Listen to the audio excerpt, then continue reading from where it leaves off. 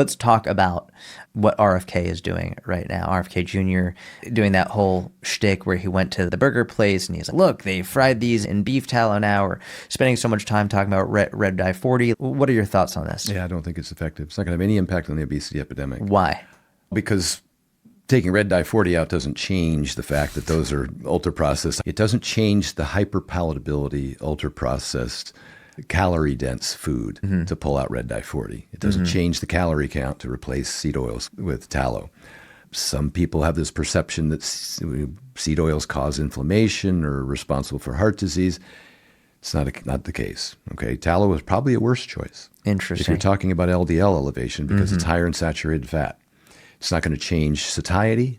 It's not going to change calories. It's not going to change palatability. They're both going to be equally desirable to overconsume. I just think they're on the wrong track. There are a lot of things that can and should be done, I think, because a lot of it's socioeconomic. Yep. A lot of it has to do with food deserts. About all that's available in some of these lower income communities is fast food. We've tried putting fruits and vegetables in some of these communities. They didn't sell. They pulled them out. Yeah. So that's not necessarily a solution.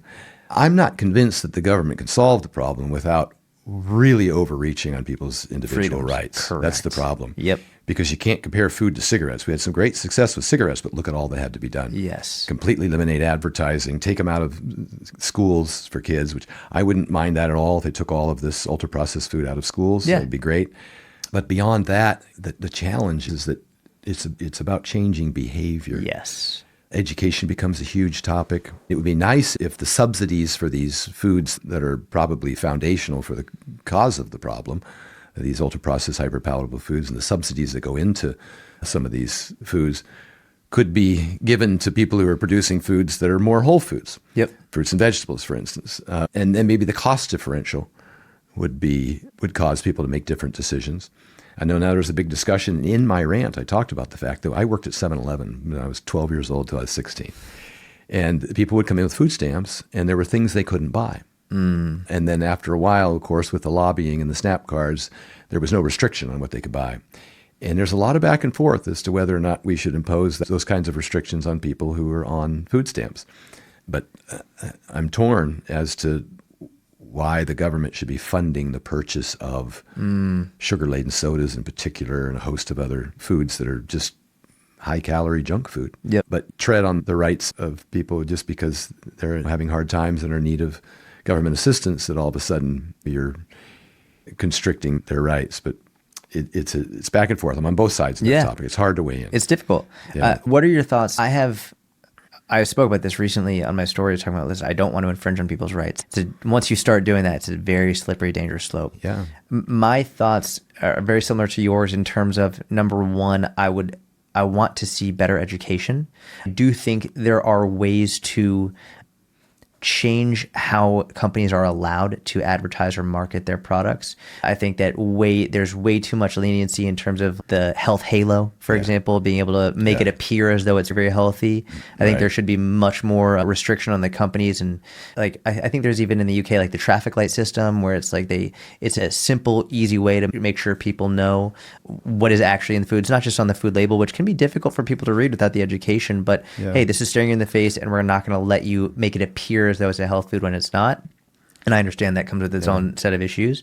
But I'd love to know your thoughts on incentives, rewards, right? You have a blood pressure, you have your blood work done, I do struggle with the BMI. I think anyone who lifts weights would be pretty pissed about the BMI. But I would love some type of an incentive that rewards people for wanting to make these better choices. Now you've got a challenge with you differentially charge people for insurance based on their risk.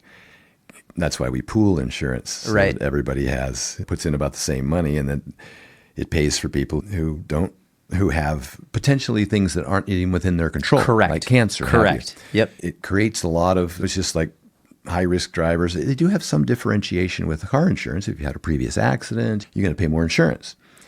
Be difficult to apply that to high blood pressure, obesity, et cetera. But it would seem reasonable, unfortunately, that people who are at higher risk might pay more for their insurance. But that's a difficult place to be because some of those risks aren't within their control. Correct. It's people are born with genetic predispositions. Yeah, of course. That's a difficult conversation to have. I did say, you said something interesting here about single ingredients, which is a distraction. Yes, correct. Focusing on the big viral video that's been going around recently is that RFK couldn't pronounce riboflavin. and I don't care. Whatever. But the fact that it's a bigger problem than that. It's because a lot of those ingredients that aren't pronounceable probably aren't causing any health problems, and taking them out won't resolve any health problems. Yep. Because obesity is the main driver. So they're focused on, some people, seed oils. I did that myself. The real poison that's killing us. I have a video on YouTube from many years ago. And I talked about, you look at the associative data of obesity and seed oils, how they just pair, they go up together in terms of consumption. And you look at the type of foods that they're in. 70% of the seed oils that we eat are in ultra-processed, deep-fried foods. And it's hard to separate those two. And then I did acknowledge in the video that I'm allergic to them. When I eat them, I get diarrhea. And it's a very distinct gut problem. I can eat a food that's cooked in them and a food that's cooked without them, and I have a very different response. And so I said, they are a poison to me. I'm biased. They are a poison to me. I don't eat them. But with time, this was some 7 years ago, with time and with Damon's help, and in our book, we have a very different representation of what seed oils are and are not. And we separate them from the foods that they're in, and we see that there is no evidence that they cause inflammation unless you're looking at repeatedly reheated oil. We do see problems with those, which is what most people, how they consume them. Correct. Their chicken wings and French fries. And so we're making those distinctions. But I said in this obesity rant again, I said, everybody wants to play pin the tail on the donkey and start a war, because we're in a war against obesity. Yep. But before you wage a war, you have to declare an enemy. And unfortunately, in the war on obesity, the enemy is also the victim. You're at war with yourself. The source of the problem is also the only solution. And so we're back to education. We're back to behavior management. Yes. Changing behavior, very hard. Very hard. Very hard. That's poignant. I thank you for sharing that, because I didn't hear that part before. That's exactly right. And the truth is, I don't think there's going to be a single answer that is void of any problem. No. But something has to be done. And I think you and I are on the same page when it comes to education has to be at the forefront. Accessibility has to be at the forefront. We talked about our toolkit.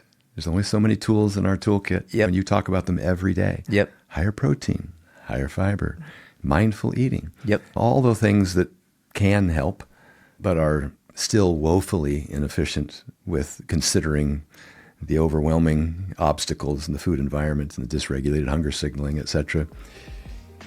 And we know it's all about hunger. Yeah. We know that now. We 100% know. Why? We've got semaglutide.